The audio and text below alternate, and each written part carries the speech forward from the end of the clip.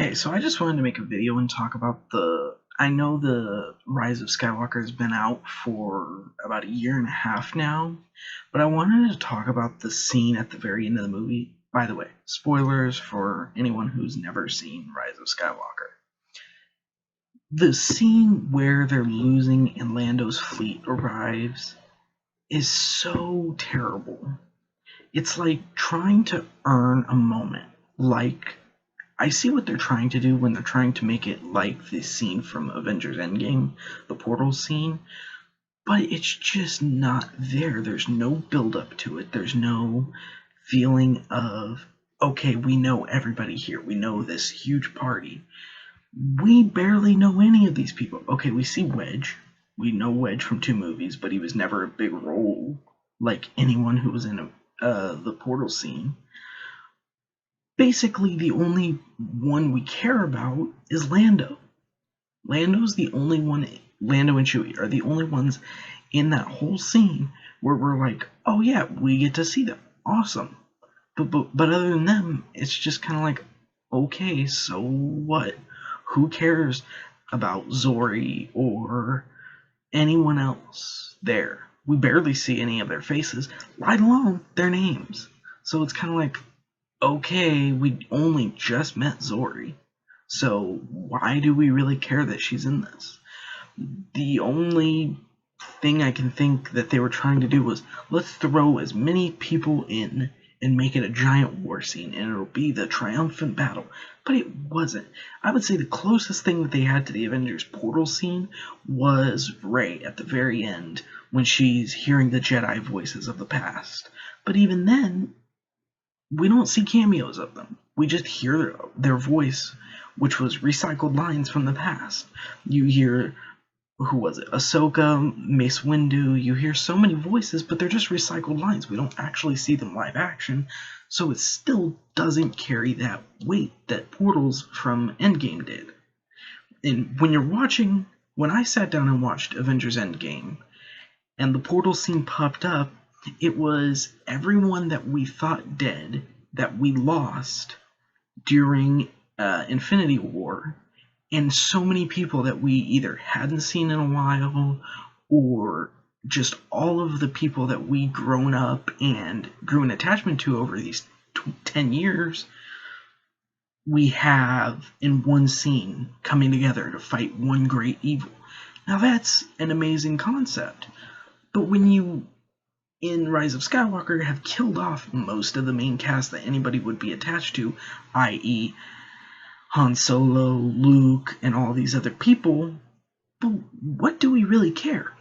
And you would think with everything that Star Wars has had, be it movies or the TV shows, the animated ones, the video games, all these different things, for 40 years, we would have such a large roster of people to just throw in and say, okay, here's the people we're going to have, here's the lineup, and it's going to be huge. You could have everybody from dead force spirits to the basic just people with guns, anybody who Han Solo, for crying out loud. I mean, he's not force wielding, he's not a lightsaber wielder, but he can use a gun. It doesn't matter. We have the Ravagers in Portals, so I mean, I don't really see a problem with that. I don't know. Maybe some of you would disagree with me. Maybe some of you thought it was good, but I think that scene just kind of undermines the whole movie, where it's saying, okay, last second, now everybody's going to appear. When in the very last movie, they needed help against a dreadnought, and they needed help against a big cannon. The rebels did. Nothing. Nobody came to their raid. But Lando comes and asks, and they're like, yep, we're going there. It just doesn't make sense to me. I think a lot of what they were trying to do was just build from that hype and trying to end the saga in a great way. And I think J.J. Abrams seen Endgame and is like, oh, this is what we should do. We should have everybody come together for one battle against the evil. But it didn't carry the same weight. If they had made cameos, and when I mean cameos, when I say cameos, I mean literally have Luke standing there, Anakin standing there, Ahsoka, and physically there, even if they're in ghost, the Force spirits form, just have them there. Then it's not just voices Rey hears, because Rey's not the culmination of all of them. She's not the one true chosen one. Come on. Everybody knows the chosen one prophecy was about Anakin. Anakin is always going to be the chosen one. But people, they totally go back on everything that was built in the prequels just for Rey. And for Rey to be that one that will destroy evil and bring balance to the Force. But she didn't. Anakin did. Anakin brought balance to the Force by, one, in Return of the Jedi, he destroys Palpatine. But he also brought balance to the Force by, one, being a great Jedi, and two, becoming a great Sith when he was Darth Vader. So, in turn, he was one on each side of the Force. It was just, I don't know. It feels like the sequel trilogy, and of course the trilogy's been out for a long time now, so I'm late as hell, but I wanted to talk about it. It feels like the trilogy was just trying to build on nostalgia. And, oh, you know a desert planet from Tatooine. Oh, you know a snow planet. Okay, well, let's throw them in. And when I say snow planet, it's kind of more of a reference to Salt, which was, I don't even remember the name of that planet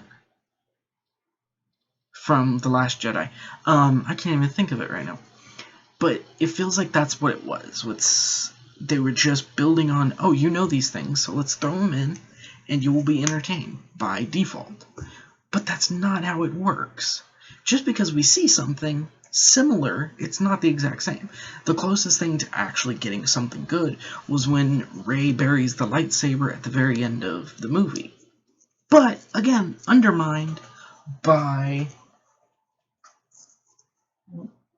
the whole Rey Skywalker thing. She's not Rey Skywalker. We know that. Come on. She is Rey Palpatine. I mean, okay. Shun your family name, I get that. But you can be anybody. What they should have had, I still firmly believe, was Rey Kenobi. Now, why do I think that would have been great?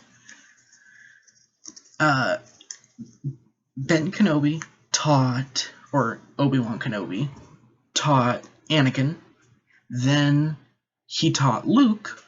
So it would have made sense for Luke to teach Ben Kenobi's descendant. Sorry, I'm stumbling over my words because I'm frustrated. So why couldn't they have just made her Kenobi? And they said, oh, Palpatine, we'll make her the most OP character because she's related to the most overpowered villain that's ever been, but she's not evil, but she can do Force lightning even though she's not a Sith or using the dark side of the Force. It makes no sense to me at all. If they had made her Kenobi, they could have had so many links to that. They could have, even the whole mind thing that they did in Force Awakens. I liked Force Awakens. I thought Force Awakens was a great movie. But everything in that movie was undone in The Last Jedi, and then they tried to bring everything back in Rise of Skywalker. It didn't work. I'm sorry, Disney. I love Star Wars. I love it. I am such a huge fan of the animated shows, the original, and the prequels. A lot of people shit on the prequels. I loved all three of them, even Phantom Menace. But the sequel trilogy was just terrible by Rian Johnson. And maybe it's the whole woke side where they're trying to make everything different for Kathleen Kennedy and all that stuff. I don't know. But it failed. You have seen officially what you can do to make Star Wars great. Listen to Jon Favreau and Dave Filoni. They know what they're doing. You see by Mandalorian how well Mandalorian did. I have not seen anything terrible about Mandalorian. Why? Because it was great. Because people loved it. Even watching Force Awakens, a lot of people were okay with it. And they're like, okay, there's some copying of A New Hope, but we're willing to let that slide. It's the first Star Wars installment in a long time. We'll go with it. But they just kind of shit all over everything. And they're like, well, we'll just let Ryan take whatever he wants. And Ryan kills off the main bad and basically makes Luke the weakest he can. On my phone, right here, I have rewrote the sequel trilogy in my own head, and I think it's 100 times better. Maybe one day I'll read it to you guys. I'll post it. I don't know. Let me know if you guys want to see that in the comments down below. Thanks for listening to my 10-minute rant. Sorry I have a horrible camera. Right. Thanks for viewing. Like, comment, subscribe, all that good stuff. And I will see you guys some other time. Later.